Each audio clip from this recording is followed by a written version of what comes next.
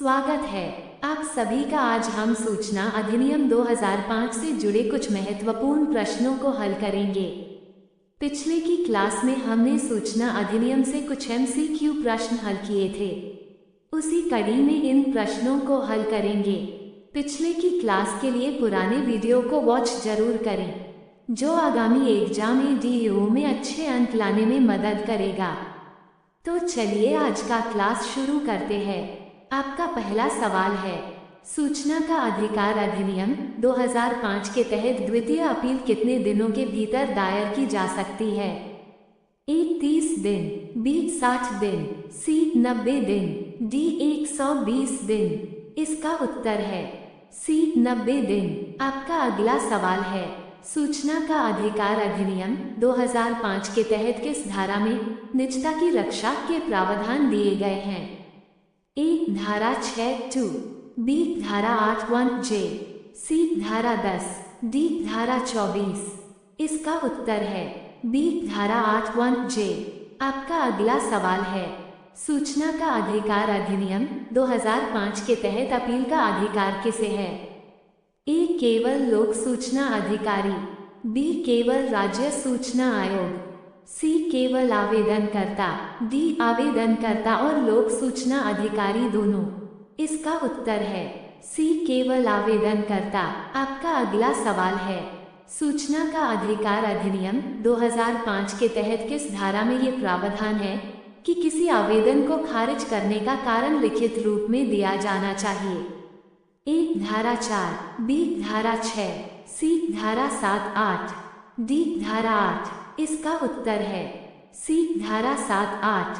आपका अगला सवाल है, सूचना का अधिकार अधिनियम 2005 के तहत सूचना का अधिकार किस अनुच्छेद के तहत मूल अधिकार माना गया है?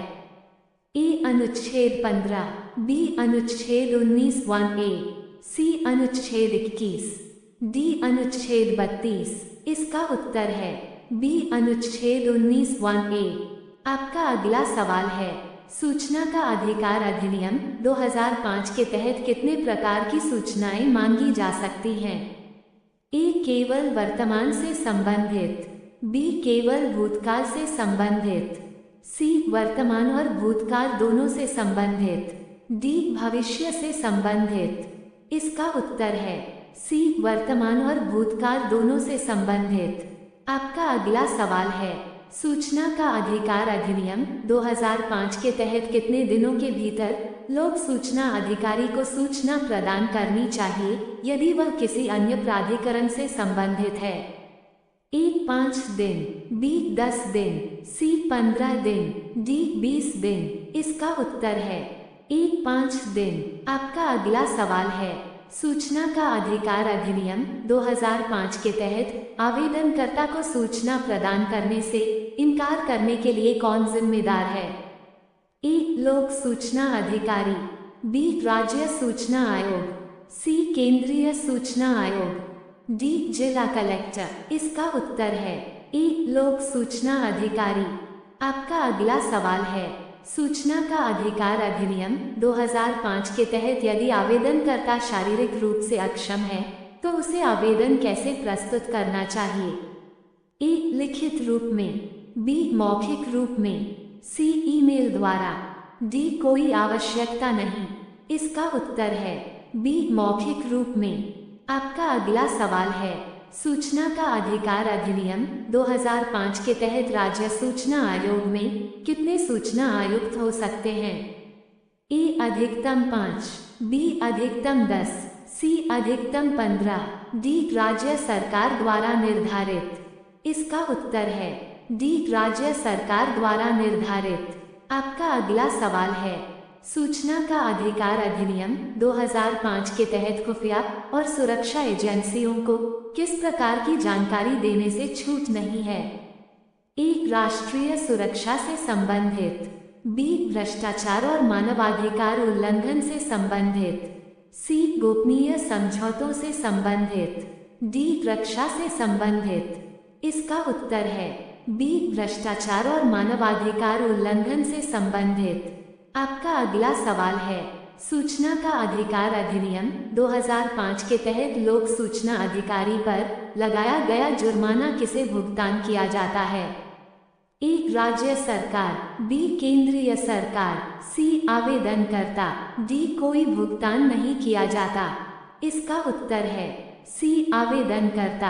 आपका अगला सवाल है, सूचना का अधिकार अधिनियम 2005 के तहत सूचना देने से इनकार करने का आधार कौन तय करता है? ए. लोक सूचना अधिकारी, बी. सूचना आयोग, सी. संविधान, डी. अधिनियम की धारा 8 और 9। इसका उत्तर है डी. अधिनियम की धारा 8 और 9। आपका अगला सवाल है, सूचना का अधिकार अधिनियम 2005 के तहत कौन सी जानकारी सार्वजनिक की जानी चाहिए?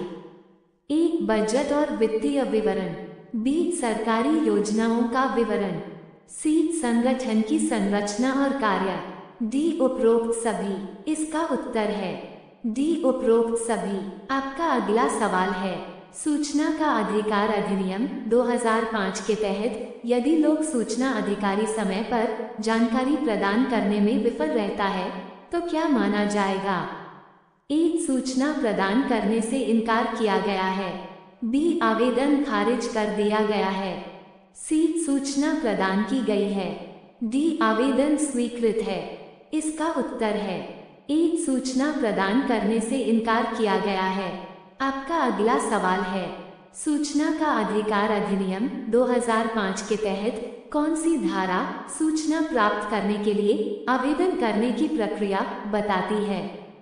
ए. धारा 3, बी. धारा 4, सी. धारा 6, डी. धारा 8। इसका उत्तर है सी. धारा 6। आपका अगला सवाल है, सूचना का अधिकार अधिनियम 2005 के तहत कौन सी धारा दंड प्रावधानों से संबंधित है? ए. धारा 18, बी. धारा 20, सी. धारा 22, डी. धारा 24। इसका उत्तर है बी. धारा 20। आपका अगला सवाल है, सूचना का अधिकार अधिनियम 2005 के तहत आवेदनकर्ता को आवेदन के लिए कौन सी जानकारी देने की आवश्यकता नहीं है? ए. नाम, बी. पता, सी. कारण या उद्देश्य, डी. संपर्क विवरण। इसका उत्तर है सी. कारण या उद्देश्य। आपका अगला सवाल है, सूचना का अधिकार अधिनियम 2005 के तहत कौन सी जानकारी प्रदान करने से मना किया जा सकता है? ए. न्यायालय द्वारा प्रतिबंधित जानकारी, बी. विदेशी सरकारों से संबंधित गोपनीय जानकारी, सी. खुफिया और सुरक्षा एजेंसियों से संबंधित जानकारी, डी. उपरोक्त सभी। इसका उत्तर है डी. उपरोक्त सभी। आपका अगला सवाल है, सूचना का अधिकार अधिनियम 2005 के तहत केंद्रीय सूचना आयोग के सदस्यों की नियुक्ति कौन करता है? ए. राष्ट्रपति, बी. प्रधानमंत्री, सी. मुख्य न्यायाधीश, डी. संसद। इसका उत्तर है ए. राष्ट्रपति। आपका अगला सवाल है, सूचना का अधिकार अधिनियम 2005 के तहत राज्य सूचना आयोग का गठन किसके द्वारा किया जाता है? ए. राज्यपाल, बी. मुख्यमंत्री, सी. राज्य विधानसभा, डी. उच्च न्यायालय। इसका उत्तर है ए. राज्यपाल। आपका अगला सवाल है, सूचना का अधिकार अधिनियम 2005 के तहत यदि किसी लोक सूचना अधिकारी ने गलत जानकारी दी तो क्या दंड हो सकता है? ए. 10,000 रुपये का जुर्माना, बी. 25,000 रुपये का जुर्माना, सी. 50,000 रुपये का जुर्माना, डी. सेवा समाप्ति। इसका उत्तर है बी. 25,000 रुपये का जुर्माना। आपका अगला सवाल है, सूचना का अधिकार अधिनियम 2005 के तहत लोक सूचना अधिकारी को कितने दिनों में आवेदन दूसरे प्राधिकरण को स्थानांतरित करना चाहिए? ए. 2 दिन, बी. 5 दिन, सी. 7 दिन, डी. 10 दिन। इसका उत्तर है बी. 5 दिन। आपका अगला सवाल है, सूचना का अधिकार अधिनियम 2005 के तहत कौन सी धारा अधिनियम की प्राथमिकता को अन्य कानूनों पर स्पष्ट करती है? ए. धारा 18, बी. धारा 20, सी. धारा 22, डी. धारा 24। इसका उत्तर है सी. धारा 22। आपका अगला सवाल है, सूचना का अधिकार अधिनियम 2005 के तहत यदि कोई व्यक्ति जानकारी प्राप्त करने में असमर्थ है तो कौन उसकी मदद करेगा? ए. लोक सूचना अधिकारी, बी. जिला कलेक्टर, सी. सूचना आयोग, डी. उच्च न्यायालय। इसका उत्तर है ए. लोक सूचना अधिकारी। आपका अगला सवाल है, सूचना का अधिकार अधिनियम 2005 के तहत आवेदनकर्ता को सूचना प्राप्त करने के लिए कौन सी शुल्क छूट दी गई है? ए. गरीबी रेखा से नीचे बीपीएल के व्यक्तियों को, बी. वरिष्ठ नागरिकों को, सी. विकलांग व्यक्तियों को, डी. महिलाओं को। इसका उत्तर है ए. गरीबी रेखा से नीचे बीपीएल के व्यक्तियों को। आपका अगला सवाल है, सूचना का अधिकार अधिनियम 2005 के तहत सूचना का अधिकार किसे लागू होता है? ए. सरकारी विभागों पर, बी. सार्वजनिक क्षेत्र की इकाइयों पर, सी. गैर सरकारी संगठनों पर जो सरकारी सहायता प्राप्त करते हैं, डी. उपरोक्त सभी। इसका उत्तर है डी. उपरोक्त सभी।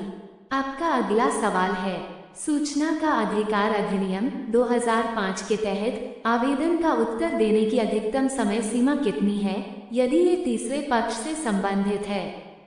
ए. 10 दिन, बी. 30 दिन, सी. 40 दिन, डी. 45 दिन। इसका उत्तर है सी. 40 दिन। आपका अगला सवाल है, सूचना का अधिकार अधिनियम 2005 के तहत आवेदन शुल्क किसके द्वारा तय किया जाता है?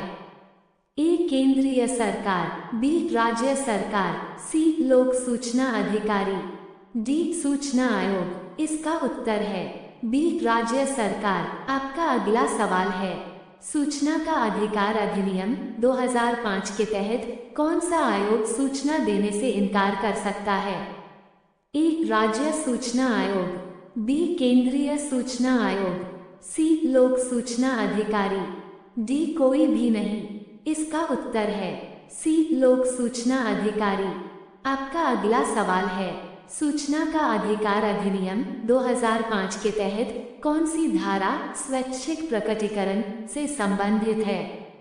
ए. धारा 3, बी. धारा 4(1)(b), सी. धारा 6, डी. धारा 8। इसका उत्तर है बी. धारा 4(1)(b). आपका अगला सवाल है, सूचना का अधिकार अधिनियम 2005 किस प्रकार के लोकतंत्र को बढ़ावा देता है? ए. प्रत्यक्ष लोकतंत्र, बी. पारदर्शी लोकतंत्र, सी. प्रतिनिधि लोकतंत्र, डी. तानाशाही लोकतंत्र। इसका उत्तर है बी. पारदर्शी लोकतंत्र। प्रश्नों का लेवल अच्छा लगा तो चैनल को लाइक और सब्सक्राइब करना न भूलें और दोस्तों को शेयर जरूर करें ताकि वे भी इन महत्वपूर्ण प्रश्नों से अपनी तैयारी को और मजबूत कर सकें। चैनल पर बने रहने के लिए धन्यवाद।